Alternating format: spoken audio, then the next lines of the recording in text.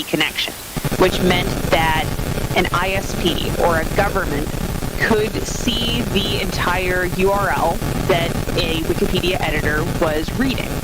And because Wikipedia is organized with the article title in the URL, that meant that third parties could sometimes tell what readers were reading on Wikipedia. We switched over optionally to HTTPS. We began offering it as an option beginning in 2011.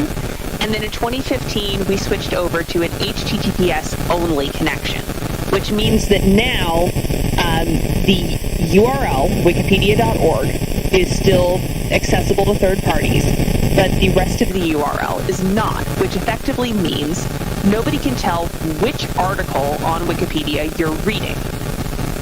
Now, this is very beneficial for privacy reasons, but it also happens to be a great censorship prevention feature. Because prior to this, governments could selectively censor individual articles of Wikipedia that they didn't like. But once we switched over to HTTPS only, they were limited and were only able to decide, do we want all of Wikipedia or none of it? And thankfully, for the most part, governments have decided all of it. This image that I have here is actually the cover photo from a study that was done by the Berkman Klein Center at Harvard University, researching censorship of Wikipedia.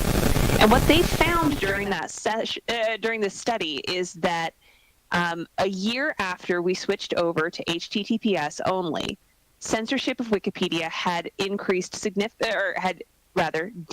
significantly, which shows that the shift to HTTPS was actually a very good one for ensuring access to knowledge, because it became much more difficult for governments to censor Wikipedia.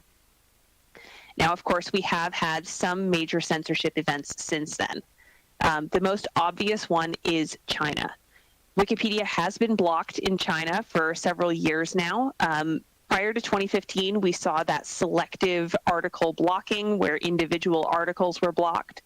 Then for a few years, we saw this period of seasonal blocking. We would often see that access to Wikipedia would be blocked for a month or so, and then restored, and then blocked again, and so on. But then since 2018, all languages of Wikipedia have been blocked in China, along with most of our other projects. I believe there might be a couple of our very small projects that are still online there, but for the most part, Wikimedia projects are not accessible. Now, of course, we would love to be online in China. With our global mission to share knowledge with the world, it is hard to accept that we are blocked in the world's most populous country. But to be blunt, our options to get unblocked in China are very limited. The Chinese government has legal requirements that would require us to significantly change the way we operate and provide the Chinese government with additional influence over our projects, or at least over a version of our projects that would be available in China. Most likely, we would have to make a China-specific version of Wikipedia, which is directly against our movement's values. And even if we were to get unblocked in China, there's no guarantee that we would be able to thrive there. Baidu has an alternative to Wikipedia that is very popular there. And attracting readers to Wikipedia after a period of censorship can be very difficult, as we'll see in a minute when we talk about Turkey. I don't offer this to just depress you, but rather to provide you with a frank look at the fact that censorship is rather difficult for us to deal with, and oftentimes it does come into direct conflict with our movement's values. But it's not all hopeless. So, for example, Turkey. Prior to 2015, we saw that same selective article blocking. And then after we switched over to HTTPS, Wikipedia was just fully accessible in Turkey for a couple of years. But unfortunately, in 2017, in April of 2017, all languages of Wikipedia were blocked in Turkey. The good news is it didn't last forever. Wikipedia access was restored in 2020, and since then, as many of you may know, the Turkish language Wikipedia has been thriving. Our Turkish editors have been doing a fantastic job of building up the encyclopedia. The Turkish language Wikipedia continues to hit milestone after milestone as they add new articles. And it's been really wonderful to see how the community and the projects have bounced back following that block. But this was a really long process, and success was by no means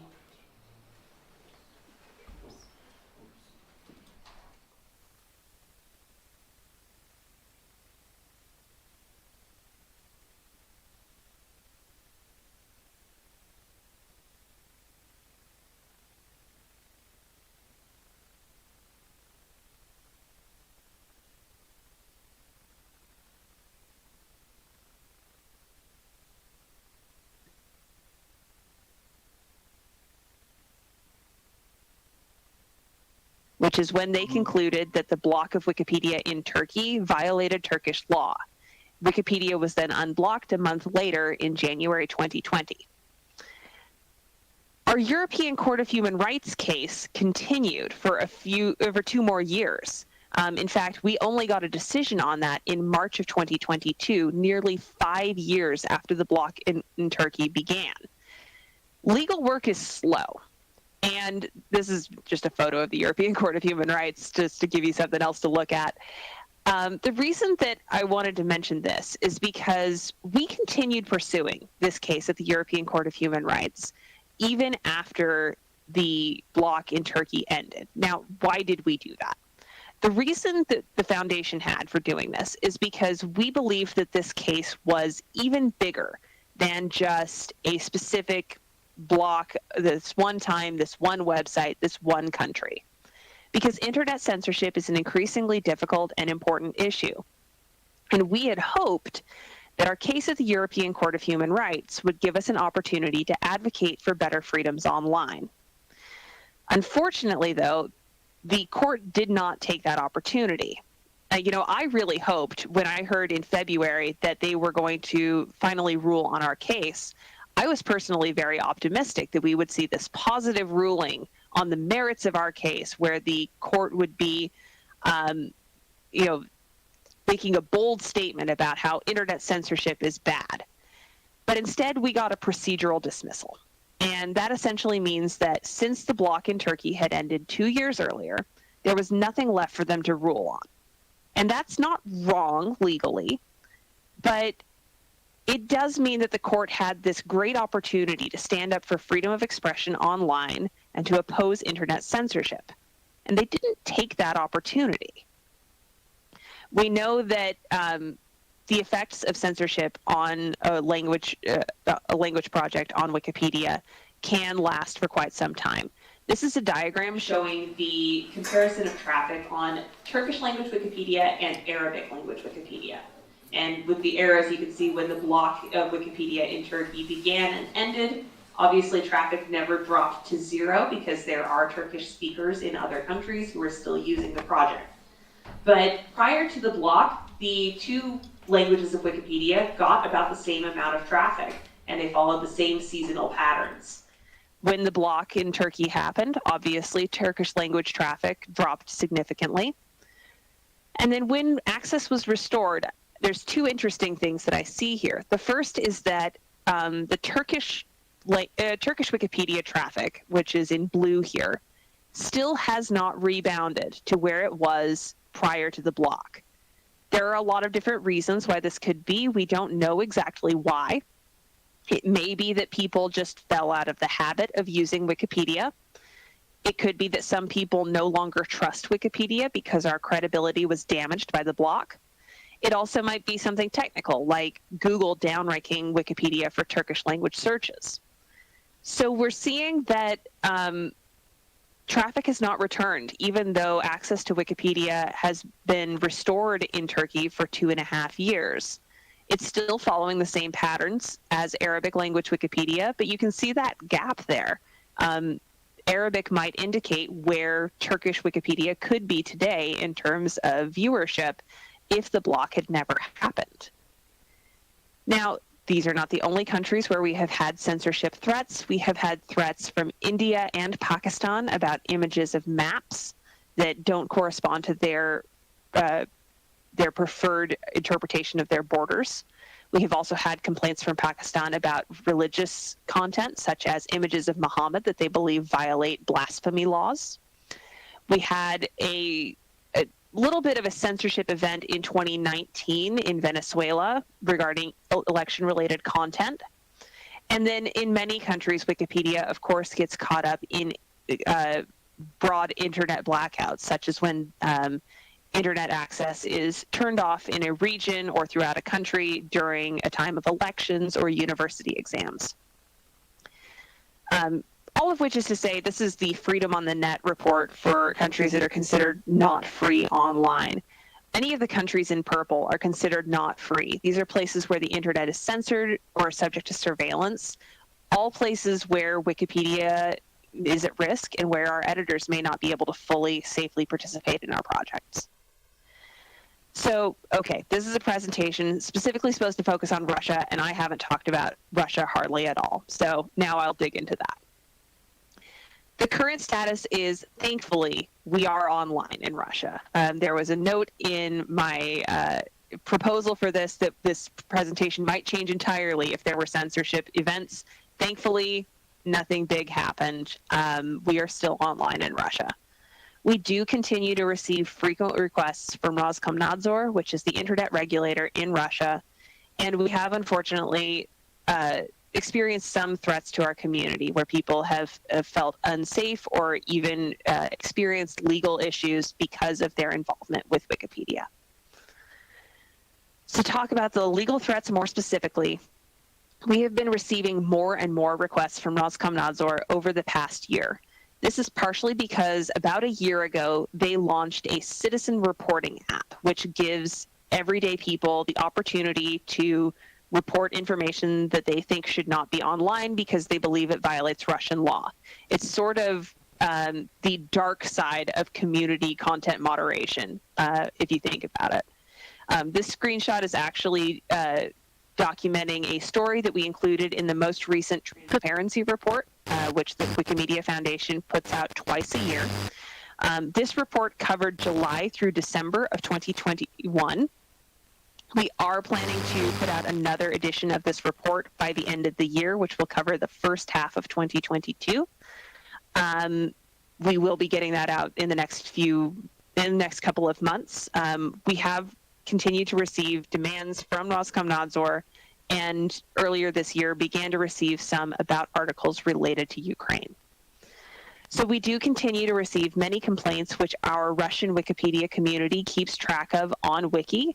There's actually a very thorough list where you can see exactly which articles are on the Roskomnadzor register of banned sites, which is a very handy reference that I personally use to help keep track of what's going on.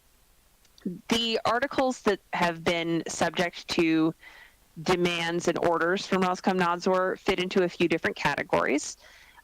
Several of the ones on the list are articles involving the war in Ukraine and Russian military involvement.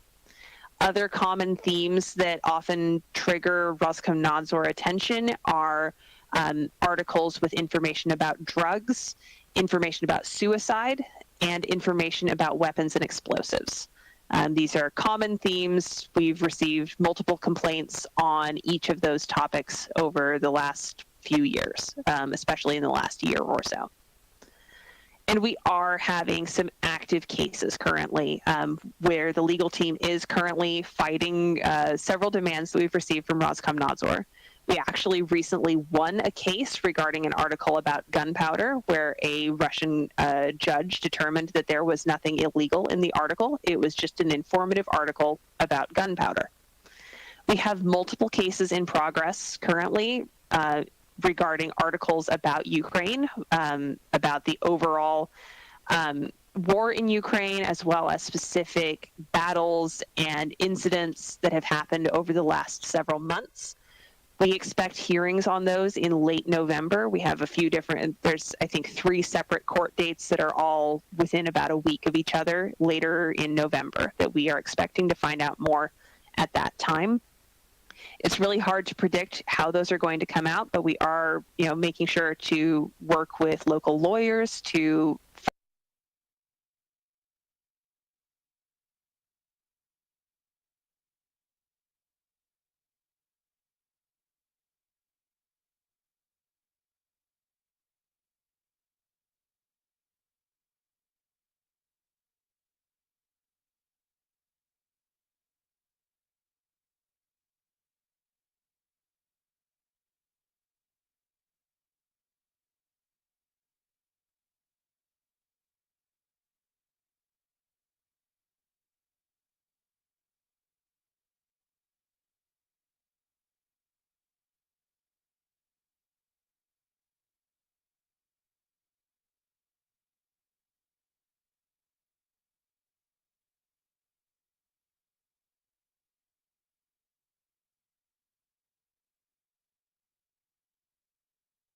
If you haven't yet, I'll include a link to it in the Etherpad.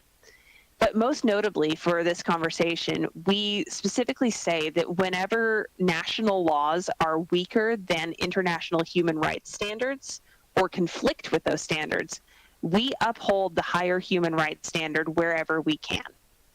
We also used our applicable law determination policy to determine which laws apply to the Wikimedia Foundation and the Wikimedia projects. As probably most of you are aware, US law definitely applies to the foundation because that's where we are headquartered. But in some circumstances, another country's laws may apply, possibly under some circumstances or other circumstances. And there are several different factors that we consider in evaluating this. But the important thing to keep in mind, the most important criteria here, is that we do not comply with a law that violates international human rights norms, including the right to freedom of expression, and especially not when we have any possibility of fighting it. There are also technical steps that we are taking to try and fight censorship threats. Obviously, HTTPS remains a helpful measure. Wikipedia is popular, and that popularity helps us to stay online. Our engineers are also always looking into ways to improve our preparedness for censorship and to help us avoid it. They try and publish about this on places like Fabricator and other systems where our community can weigh in as much as possible. But censorship prevention does involve legal and privacy matters, so there are some times where they can't share all of the information, but they do try to be transparent as much as they can. And then finally, we also know that sometimes people make mirrors of Wikipedia. There are benefits to this because Wikipedia can stay at least kind of online in places where it has been blocked by creating a mirror. In fact, when Wikipedia was blocked in Turkey, we saw several mirrors of Wikipedia spring up during that time, which were widely used. That's fine. Wikipedia is freely licensed. Anyone can make a copy of it. However, the problem with it is that Wikipedia is really easy to copy one time, but it's very hard to keep up to date. So we've heard Wikipedia that they may wish to copy a bunch of information taken from our projects, and that's fine, but they're likely going to find that it's quite difficult to maintain. Keeping a site this big online is difficult, and without a large volunteer community keeping the project active and up to date, it's going to be really it's going to very quickly become outdated. And finally, I do want to mention briefly editor safety. I'm limited in what I can say here because I need to protect confidentiality and make sure not to put anybody in further danger. But yes, as some of you may be all too aware, there are some editors who have been threatened in connection with their Wikipedia editing, whether in Russia, Ukraine, or Belarus. We do have at least one instance that I'm aware of where an editor was actually arrested. The Wikimedia Foundation does know about these cases. We try to help when possible. One way that we do this is through our legal fees assistance program, which helps people to pay for a lawyer if they have legal problems related to their Wikipedia editing. Sometimes this is an appropriate option for people who face threats from governments because of their connection to Wikipedia. It doesn't always necessarily, it's not always something that we can help with, but we do try to find ways that we can help our editors when they face consequences for contributing to Wikipedia and to our other projects. So finally, I just want to kind of give a high-level note about, as we're seeing these censorship threats, what you can expect that the Wikimedia Foundation will do and won't do. So 2 things that we're not going to do. The first is we are not going to take down information just because a government or other party says that we should. We are not going to just say, okay, fine, and take it down. We are going to fight back. And the other thing that we're not going to do is ignore or try to overrule our editor communities. Our editors are what make Wikipedia thrive. We can't do this without you. We are here to make sure that our goal is to make sure that our editor communities can succeed. So what will we do? We are going to keep pursuing legal challenges anytime we get a demand from any government to remove content from our projects, whether that's Russia or anywhere else. As much as possible, we are going to tell our editor communities about the legal challenges that we are facing. We are going to keep looking for ways to make Wikipedia harder to censor. When we can, we will help editors who experience legal and safety issues because of their work on Wikipedia. And we are going to continue to help Wikipedia editors continue making the difficult and important decisions about what does and doesn't belong on Wikipedia. We want to continue to empower our editors to be in charge of those decisions because that is what has made Wikipedia such a success. So with that, I know we don't have a whole lot of time, but I did want to make sure, I don't know how we'll be able to facilitate this, but if any of you all have questions, I'd be happy to answer them, or we may be able to find a way to follow up after the fact. So just wanted to give you a moment in case anyone had questions. Yeah.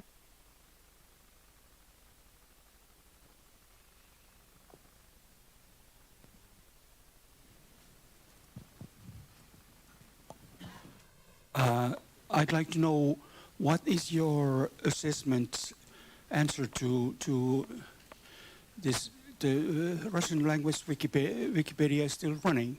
We know that many social media platforms have been taken down, and traditional communications newspapers have been taken down. Why is the Wikipedia running? That's a great question. It's something that I have wondered about too.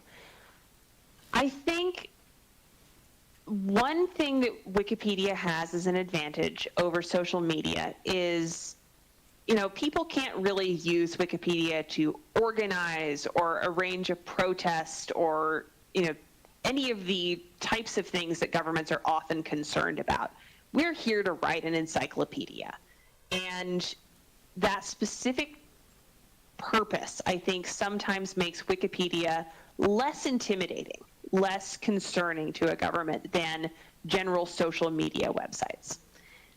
However, compared to newspapers and news outlets, that's not the risk. And I am not entirely sure. I suspect it may be just that Wikipedia is popular and that there would be a lot of outrage if Wikipedia were to be blocked. I know that that has been a deterrent for other governments in the past. For example, I think last year, the government of Pakistan briefly blocked TikTok, and people were so upset that they had to reverse their decision within a couple of days. And it might be that that's the sort of thing that's keeping us online in Russia. But I don't know. It's something that I've wondered about a lot, and I hope that it's because the Russian government still sees that there is value in Wikipedia.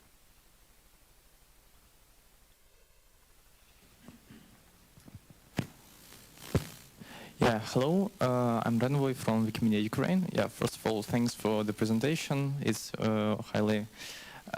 we highly appreciate such efforts by a foundation and generally awareness of citation. My question would be from the side of more editing and editor safety. As you maybe know, Russian Wikipedia and Belarusian Wikipedia introduced some rules that allow them to delete revisions to hide the names of editors on some sensitive topics.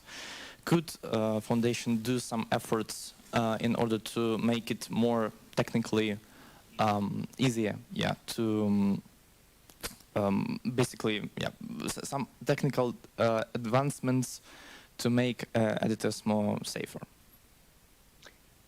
Yeah, that is, I think, something also that our engineers have been looking into. Obviously, as a lawyer, I don't know too much about what they're planning over there. But I would be really interested to learn more about what I think you said it was Belarusian language Wikipedia has been doing to try and help out editors, and if that's something that we could help to provide additional support. And we have engineers who can help to provide additional support for community projects from time to time. I'm not going to volunteer our engineers to take on a new project, but that's certainly something that we've done in the past, is if there's something that our communities have developed, but they need a little bit of additional support in order to make it work better or to expand it, sometimes that's something we can do. So I think it would be good to build more tools. So if there's something that would be useful to our editor communities, I would encourage you to get in touch with the foundation to tell us about it and see if there's a way we can work together.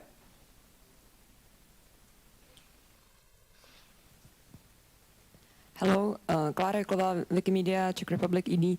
Thank you for your presentation. And I don't know if I'm addressing this well, but what would be helpful to have when anything like this happen publicly? I mean, like when Roskomnadzor like blocked Wikipedia or threatened by blocking, it's to have like the instant press release, because what happens like nationally, of course, are the articles in all the media, and it would be great to have like instant answer to that, because usually media's addressed us and ask our opinion, and if we don't have anything in our hands, it's usually way too late to react to that. And I think the public meaning means a lot here as well, in the terms of fighting with disinformations, for example.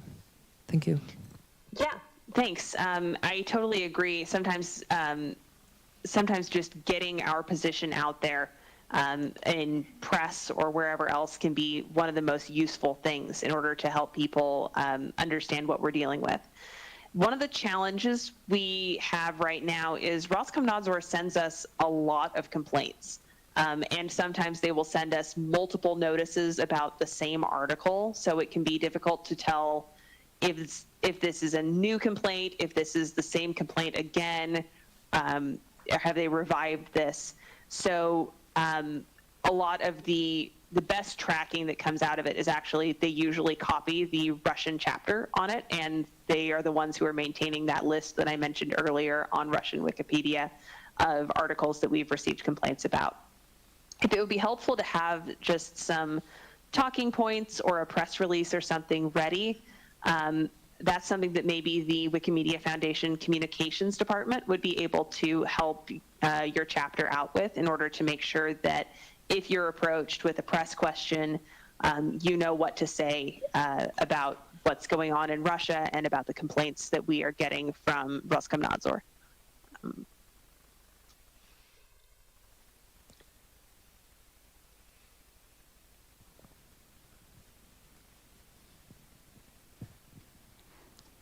When looking from the perspective of Ukraine and Ukrainians, if Russia block Wikipedia, for sure it will be beneficial for popularity of the Ukrainian Wikipedia. But on the other side, the Russian people will not be able to read the truth about the war, about the current situation. What's your opinion on it? Would it be beneficial for Ukraine and Ukrainian if Russia closes Wikipedia? It's really hard to say, because I think you're right that if Russia were to block access to Wikipedia, that means that the Russian people would lack a really useful resource to find out the truth about what's really happening. And when the Russian government is also limiting access to other news sources, that limits the Russian people's ability to learn the truth from any source. So I think it would be bad for everyone if Wikipedia were to be blocked in Russia. It's obviously bad for the people of Russia who lose access to knowledge. I think it would probably be somewhat bad for Ukraine, because that means that the Russian people are not receiving accurate information about what is happening to the people of Ukraine. And it's also a downside for, it's also bad for everyone in any other country, because we still want to be able to hear Russian perspectives on whether it's Russian history or even just like Russian football teams. We don't want to hear just a Russian perspective, but we do want to have the Russian people's perspective included alongside everyone else's within a neutral point of view and proportional. So I think it would be bad for everyone if Wikipedia were to be blocked in Russia. It would just affect everyone in different ways.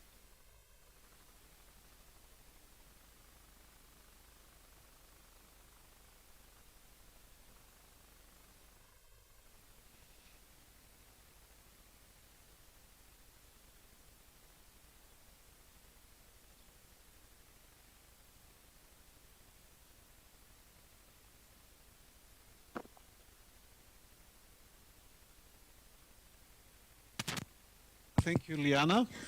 That will be all for this lecture. Now we are going with the second lecture, and could you please connect the next speaker?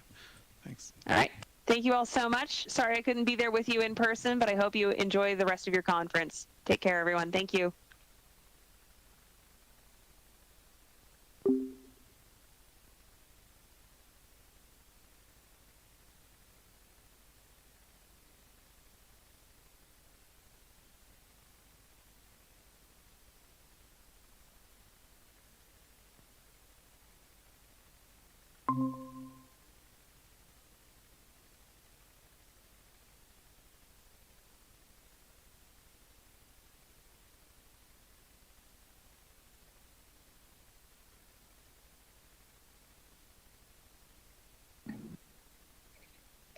Hello, everyone. Good morning. It's my pleasure to be here today, and I'm very sorry that I couldn't be there with you. I think this will be a great opportunity, actually, to meet and greet. And after a very long period of time when all the activities were online, it will be great to meet with Wikimedia community, but hopefully during the next activity we will have this chance. It's my pleasure to be here today and to discuss pressing topics regarding human rights at the Wikimedia Foundation. My name is Sanda Sandu. I'm a human rights fellow at the foundation, and I've been working here for approximately 1 year. I would like to mention that this year was a terrible one for our region, with the unprovoked full-scale invasion of Russia in Ukraine, with the persecution of civic activists and human rights defenders in some countries in the CEE region. But here at the beginning, I would like to mention and address the courage of our community members from Ukraine that continue to edit Wikipedia and to volunteer even while living in bomb shelters for several weeks. I also want to address the courage of our community members from Belarus, including Mark Bernstein and Pavel Pernikov, that were arrested in Belarus and are political detainees. I also want to mention here the courage work that some of the volunteers that in Russia are doing for editing Wikipedia and for spreading the truth and advancing knowledge and education. And hereby I would like to say gratitude to Wikimedia chapters from CEE region that offered their support and helped community members from Ukraine to find shelter in their countries. I think during this year we had the chance to work with some of you, and I'm very grateful for that, and really would like to continue in the future to advance the cooperation between the human rights team at Wikimedia Foundation and all of you. So why this presentation is important and why we have to discuss about the human rights projects and human rights at the Wikimedia Foundation. First of all, in Wikimedia, we want to emphasize the human rights lens, which includes promoting and defending universal rights and freedoms in both the physical and the digital space. Because the Wikimedia movement aims to ensure that everyone, everywhere can freely and safely share in the sum of free knowledge. But in a world as connected as ours, the need to control information and sway narratives has led people in power, governmental or otherwise, to great lengths to push their agenda and hinder fundamental human rights. And we already saw a few examples in our region.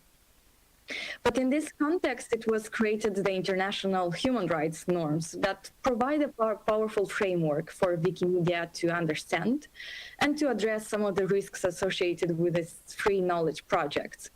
And some of the human rights norms that include the International Bill of Human Rights and the UN Guiding Principles on Business and Human Rights, they offer a global, broadly accepted standard of values to inform Wikimedia's approach to surfacing and mitigating human rights risks. But here it's important to mention that human rights cannot be granted or taken away. And the enjoyment of one right affects the enjoyment of others, and as such, they all must be respected.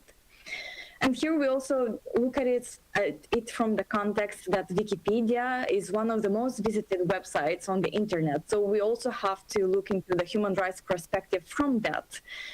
And because the free and open internet is dwindling and providing free editing environment is becoming increasingly difficult. That's why we aim to balance values and different human rights to enable people to volunteer, to edit, and to enable their contributing to creation, curation, and reading and the sum of all the human knowledge. And this presentation will draw attention to the integration of the human rights-based approaches in Wikimedia free knowledge projects and to help the realization of multiple human rights, including the right to free expression, access to information, and the right to be treated with dignity. And here we also have to include the access to education. We want to attempt to open up a space for our community members to join in discussing the challenges posed to human rights and how it will be better to prevent and to protect and to promote the human rights in digital environments and on Wikipedia and on Wikimedia projects. Talking about human rights, we have to see that as the human lives transition online, so do human rights. And there is a sense of urgency to enhance the capacity of the human rights organizations and human rights institutions to monitor and to hold accountable the people that are violating human rights. And here we also have to include the digital world. And as you can see in this graph, our region, the CEE, is fragile in terms of respecting and protecting human rights. And one of our objectives as the human rights team and as the Wikimedia Foundation, it is to work with civil society organizations and to establish partnerships with human rights activists and human rights defenders.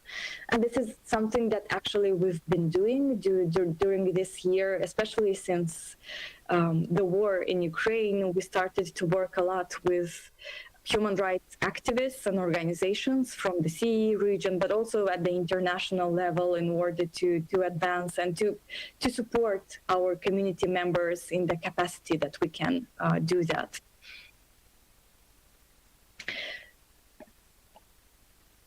And in this sense, looking at the human rights in general and the way they are being established by the international norms, we understand that the technical, the policy, and legal infrastructure is affecting the rights in the digital sphere as well. And it's important to ensure that all human rights are upheld in a world where boundaries, especially between the digital and physical space, are increasingly blurred. And there is a sense of urgency to enhance the capacity of the human rights movement to monitor and to hold accountable abusers who violate human rights in the physical world, but also online. And this entails the use of technology to monitor and to build evidence of abuses, to promote policies for technical infrastructure that protects basic human rights. And we already have a set of declarations set up in place. We have statements of our human rights in the digital age, such as the Article 19's proposal for a Universal Declaration of Digital Rights. We have the Internet Rights and Principles Coalition's Charter on Human Rights and Principles for the Internet. That's why everyone has the right to participate in the information society and to access, regardless of their geographical location, universally available internet services and digital technology at an affordable price. And also, everyone has the right to receive access to information and without discrimination in the treatment of the internet data and traffic. In this sense, the Wikimedia Foundation was created the human rights team that has approximately 1 year since we were established. And one of our main objectives is to uphold and to defend the human rights of the community members and of the movement's volunteers in order to allow them to continue contribution to reliable and well-sourced and uncensored knowledge to various Wikimedia projects.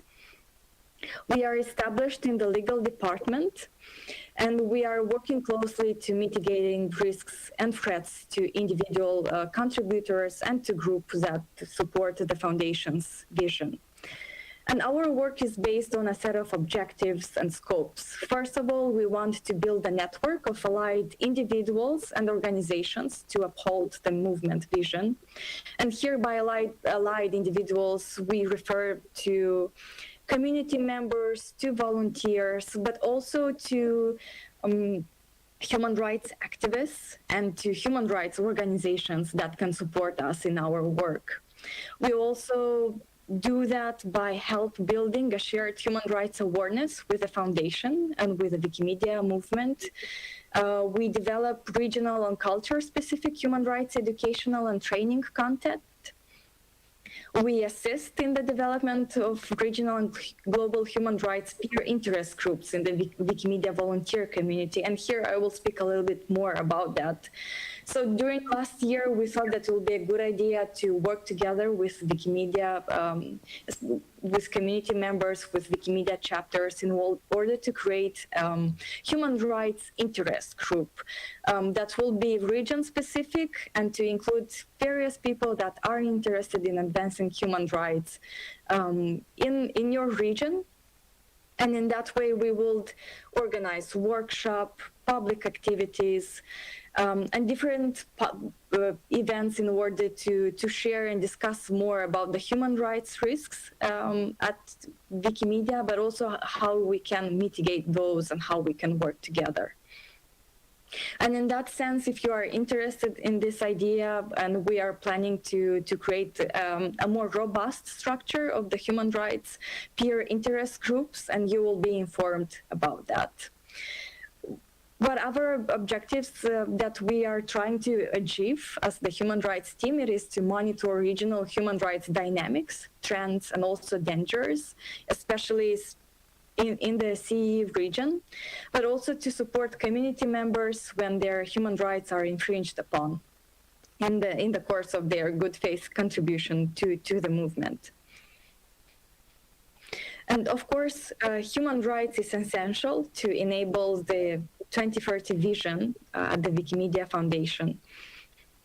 Of course, as the foundation becomes more global, human rights have to be considered and have to be a pivotal element of the foundation, because not in all of our communities exist in jurisdictions where they can freely share in the sum of all knowledge.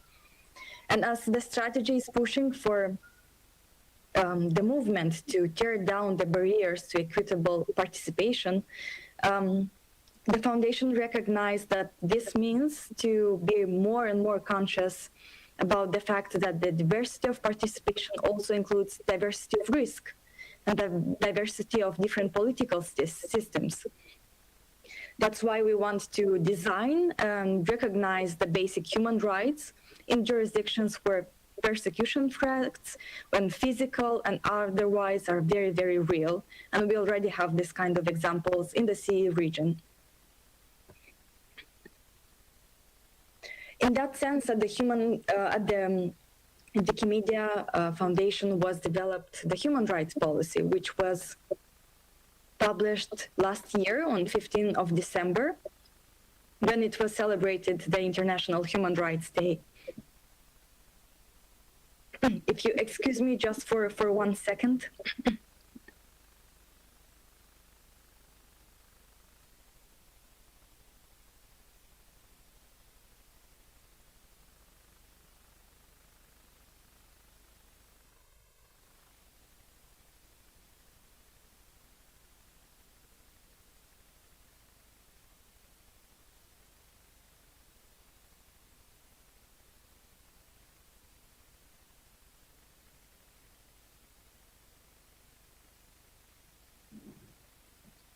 So the human rights policy.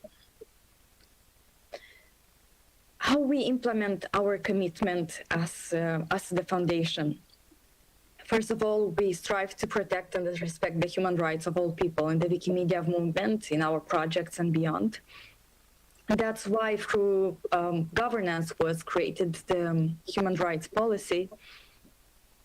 And one of the main measures and methods through which we try to achieve our commitments is to conduct ongoing human rights due diligence, including periodic human rights impact assessment, in addition to other regular and robust engagements with rights holders and their legitimate representatives. That's why our human rights due diligence aims to ensure that we identify how all aspects of our operations and our projects affect human rights. And in turn, we work on mitigating those and preventing the harm and the risks. We also track and publicly report on our efforts to meet our human rights commitments as part of our broader commitment to public transparency and openness. We also work very closely with partners, private sector and governments in order to advance and uphold the respect for human rights. And here we would like to mention that we've been managed to establish this kind of bigger partnership with international human rights organizations with whom we worked very closely. Speaking about the CEE region, especially since the war broke in Ukraine, we started working with CPJ, with Access Now, and other organizations that helped support with digital security information, which is very important for our community members, but also other types of activities in order to raise awareness about human rights. We also provide access to effective remedies in cases where the Foundation's prevention and mitigation strategies have not prevented our products or platforms from infringing our human rights. And the Media Foundation is committed to a regular and ongoing improvement. And we recognize that the commitments that were set up in the human rights policy, they take time to implement, but we are looking forward to doing that, and especially to working together with you, to seeing what is your perspective and also what is your take about the human rights at the Foundation, and also how to mitigate the risks that we all are seeing. At the Foundation, we identify a set of human rights salient risks. Of course, the Wikimedia's projects, they help to advance the realization of multiple human rights, including the right to free expression and to impart and access to information. But at the same time, Wikimedia project, they pose a series of human rights risks that are related to the right to security of a person, to access to information, to be free from unlawful attacks to one's honor and reputation. And that's why we identified 5 main human rights risks. And they are presented below, and those are harassment, harassment of minority voices on Wikimedia projects, gender attacks on volunteers, doxing of personal information, as well as threats of violence. Especially during this year, unfortunately, during February, March, April, we had quite a lot of cases of doxing of personal information, especially of community members from Belarus and from Russia. So this is something that we've been following very closely, but we are doing our best, working with our partners, but also working with you in order to stop these risks from happening. Another human rights risk that was identified is harmful content and attacks on individuals. So especially for harmful content to be considered a potential infringement on human rights, it must limit the ability for people to access information and to be free from defamation or to enter their security. Another risk is government surveillance and censorship, project capture, especially serious concerns regarding the potential spread of government-sponsored or nationalistic-leaning disinformation across the free knowledge projects. And other risks are referred to risks to child rights and limitation on knowledge equity. But today we will focus on three main human rights risks, such as harmful content, harassment, and government surveillance and censorship. Regarding harmful content, of course, Wikimedia knowledge projects, they allow anyone sharing its vision to participate. But harmful content or action could infringe on human rights. And these forms can go from micro attacks on single places to the macro regarding capturing of full projects.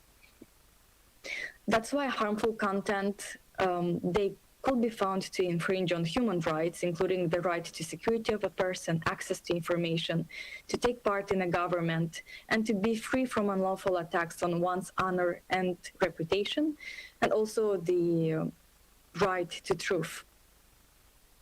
And those were manifested through a few cases that are manifested especially through actions as attacks on individuals profiled, including the vandalism of biographies of living person, doxing and spreading of hate speech, also through misrepresentation of historical facts, including hosting conspiracy theories, whitewashing, unreliable sourcing or sock puppeting, and project capture that involves the potential spread of government-sponsored or disinformation across the projects, and other dangerous content, including content that can contribute to self-harm or harm to others. All these risks are especially salient on Wikipedia, given that its effort to provide encyclopedic knowledge and the degree to which the projects are used globally. Another risk presented is the harassment. And harassment can take many forms, from annoying or rude comments made by volunteers, gendered attack on volunteers, doxing of personal information, as well as threats of violence. At its most fundamental level, online harassment can impact the right to be treated with dignity, though the degree of harm depends both on the type and scale of the harassment. Looking at the fundamental level, online harassment can impact the right to be treated with dignity, but it can also impact the right to non-discrimination, right to securing the person's privacy, right to expression, right to assembly, participation in a cultural life, and also to be free from unlawful attacks on one's honor and reputation. And harassment with the volunteer community, predominantly of minority voices on Wikimedia knowledge projects, also can be manifested through abusive speech, doxing, defamation, and blackmailing. And another type of risks refer to the government surveillance and censorship. And as the human rights are being challenged around the world, especially in relation to free expression, freedom of press, with internet blackouts, internet content that is being controlled and cracked down on human rights defenders. For Wikimedia, these infringements may impact the right to securing the person, to be free from torture, to privacy, expression, and also to take part in the government. And the government surveillance and censorship can manifest through different forms. That includes the online surveillance of Wikimedia volunteers and readers, especially in countries with restricted internet freedom or authoritarian government and on topics considered taboo in those countries.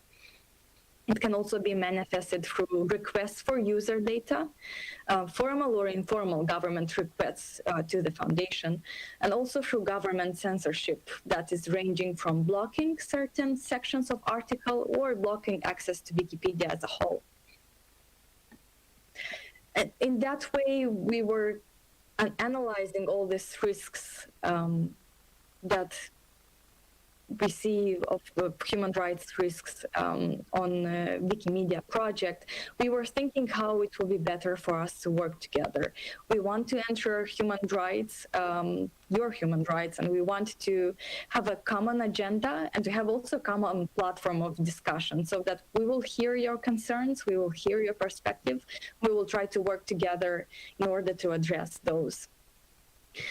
So we thought about a few ways how we can work together and cooperate in the future. First of all, we are planning to develop and deploy training programs on human rights. This will include general raising awareness and discussions about the human rights risks, their manifestations, and how we can mitigate, but also training programs about digital security and digital safety, to know exactly how to check your phone, how to be sure that you are not surveilled, how to make sure that all your digital life is secured and you can use the apps, or you can use the reports that's been developed by some of our partners in order to be safe online. We also are working to create a network of organizations and human rights advocates. So if you work in the area of human rights, or if you are interested in that, you can be part of this network of organizations. We are planning to organize meetings, for example, once in 3 months, in order to discuss and to update each other about the new developments in the region. I know that some of you are also representatives of non-governmental organizations, so it will be great also to include your perspective, both as an expert in a certain area and to see how we can work together. As mentioned earlier, we are also developing the peer community groups on human rights. So we are also planning to develop articles regarding human rights, to have training programs, workshops, discussions regarding human rights risks, going into some very specific topics. And also in general to develop awareness raising tools and programs in order to understand and to mitigate human rights risks.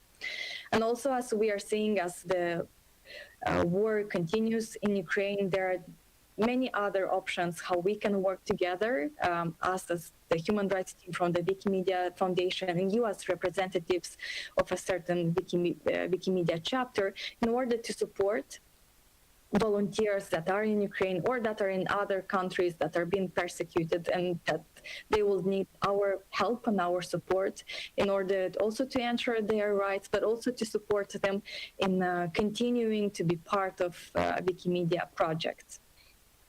In this sense, I would like to thank you very much for your attention. And if you are interested in working with us together, or if you want to learn more about what we are doing, just don't hesitate to contact us at our email address, which is talktohumanrights@wikimedia.org. And thank you again very much. And I hope you are enjoying your time in meeting together in Ohrid. Thank you.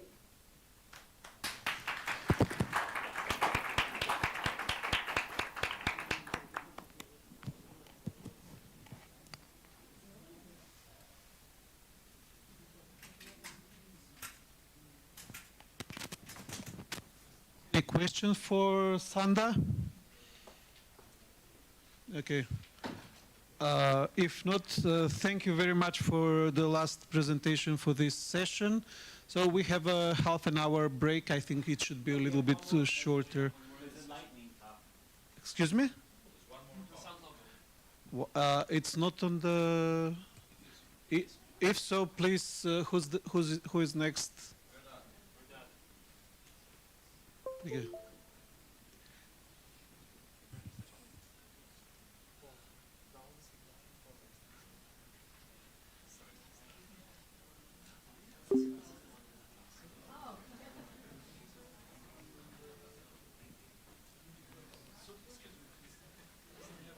No worries. Hi, everyone. Good morning. Okay, this one's a quick lightning talk. I was planning to do it as a separate meetup yesterday, but I think everyone was ready to rest after dinner. Can you hear me well? Testing. No, not really.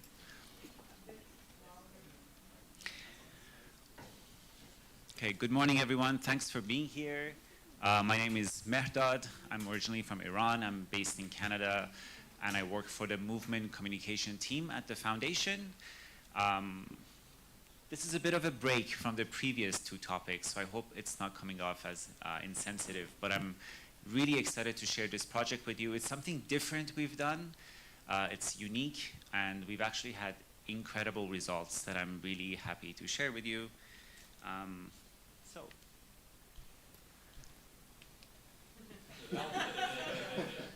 Where do I point this?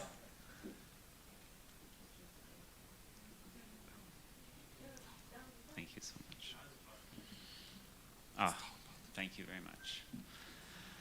Okay, just to tell you a little bit about the sound logo, we'll go over the concept, why are we even doing this, what this project is about. I'll very briefly talk about the submission criteria, the participation, and really the main purpose of this event is for us to listen to some of the submissions that have come in.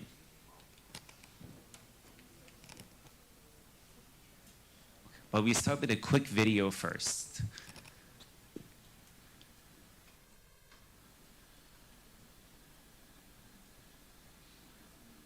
You will have to turn the sound on from the bottom. You probably expected the roar and rumble of this rocket launch. But what would you expect these impossibly faint footprints to sound like? How would you define the sound of realizing you've just spent 6 hours researching the rise of the Ottoman Empire online? Or describe the sound of the history of harvesting psychedelic honey in the Himalayas? Let's face it, there's a boundless world of knowledge and sound around us. So, how do we find one sound to sum it all up? Well, it's up to you. It's up to all of us. In curating the sum of all human knowledge, Wikimedia has always relied on the wisdom of the crowd, drawing on our combined knowledge, cultures, history, and understanding to capture our collective experience. So, to find the sound of all human knowledge, we're looking to the people who make the sum of all human knowledge possible. Together, let's determine the sound of winning an argument. Let's explore the sound of moments in history you only believe happened because there are pictures. Let's find the sound of all human knowledge. Let's find our sound logo. Play your part.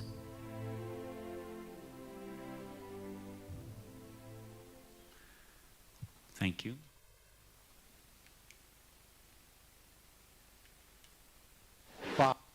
Perfect. So I'll tell you a little bit more. Whether you use them or not, a lot of people, friends, family, colleagues, we hear about Alexa, we hear about Siri, Google. A lot of people use this in their devices at home. You ask them often for facts. And a lot of times this information is sourced from Wikipedia, but also Wikidata. Sometimes this is attributed. Sometimes Alexa will say, according to English Wikipedia, the capital of Macedonia is Skopje. But sometimes it's not. And also this is awkward and it's only provided in English. So the proposal was really to make this kind of future-proof for audio-only devices. And actually we've had great reception so far from the concept alone. And so a sound logo is usually a brief collection of sounds, usually between 1 and 4 seconds long. Sound logos, we've known them since many decades, but even more recently, if you think about it, the Netflix sound logo, for example, the Tadam at the beginning of Netflix, that's their sound logo. And so our hope was to create one for Wikimedia projects. And so our sound logo will be a new way to identify our projects across audio-only devices, kind of a break from the visuals, the pictures, and the text that we're often used to. We have a lot of expertise in the movement, especially when it comes to photography competitions and visual logo contests, but we don't really have a lot of expertise with sound. So this was kind of a new experiment for everybody. Next slide, please. So we put out some criteria out there, and this was really a collaborative process. It took us about a year from concept. We talked to a lot of people. We actually had a lot of positive reception, including from the Commons community. We were requesting that the sound logo have multiple textures.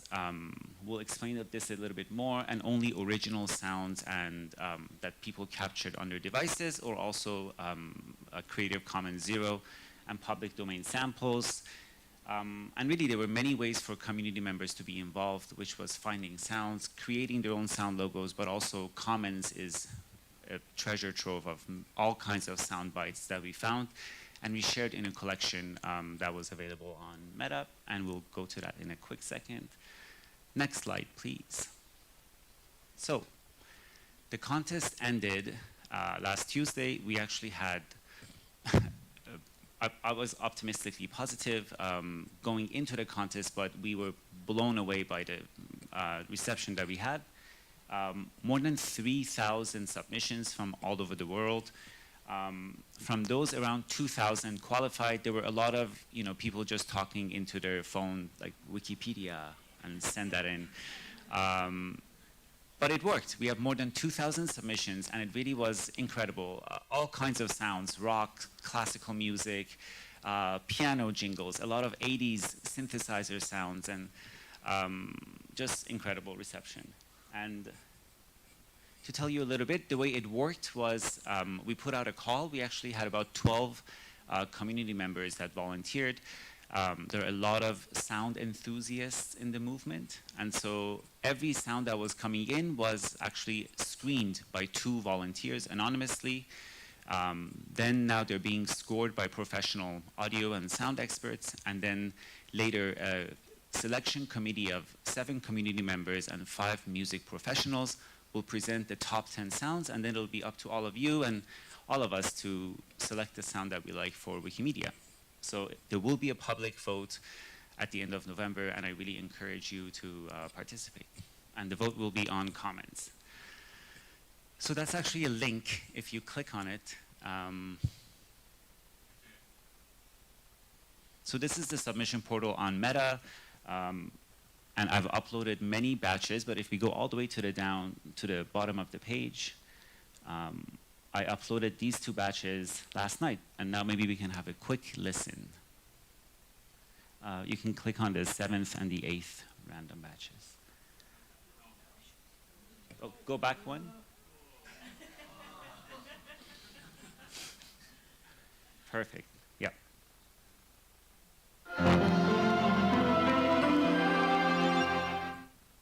Maybe, actually pause it for a second. Maybe close your eyes. Imagine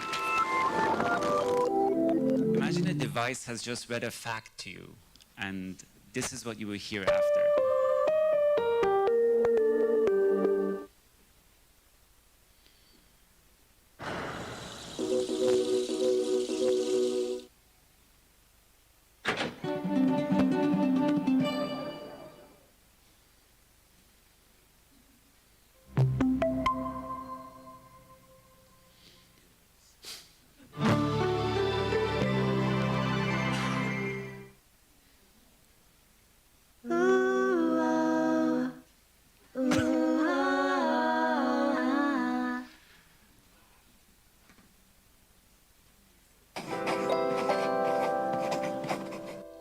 Actually, writing was a big element, as was the sound of keyboards.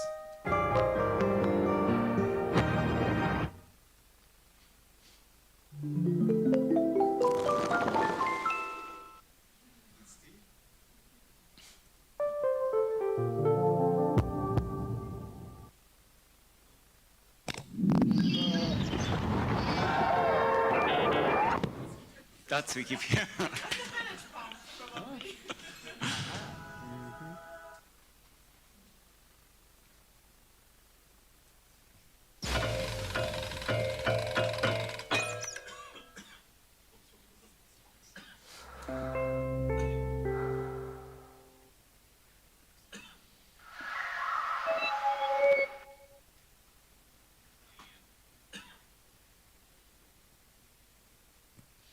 And then maybe one more batch.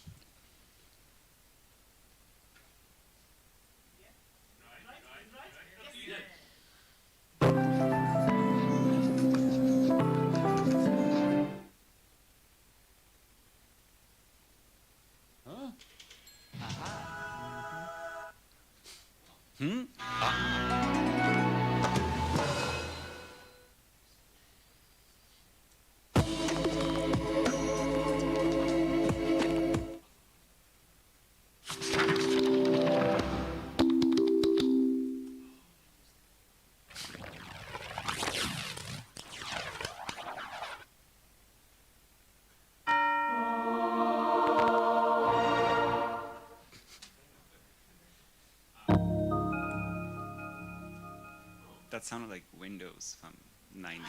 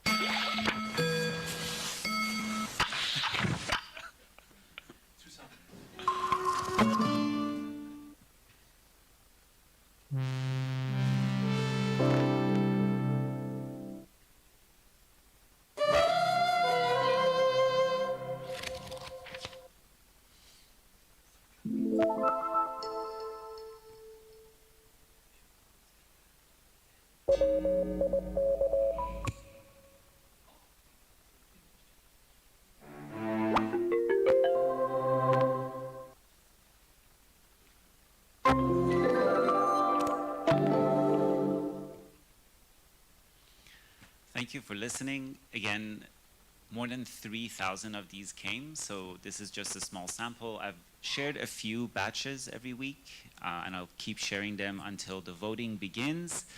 It's been amazing. It's been a really cool experiment, and just by those, we suggested to people connection forming, knowledge growing. These were some of the prompts, and it's amazing to see how people take those prompts and create these very different sounds. So thank you for listening, and please keep abreast, and when the time comes for the vote, you will be selecting the top 10 sounds that you like, or the top one. Thank you so much.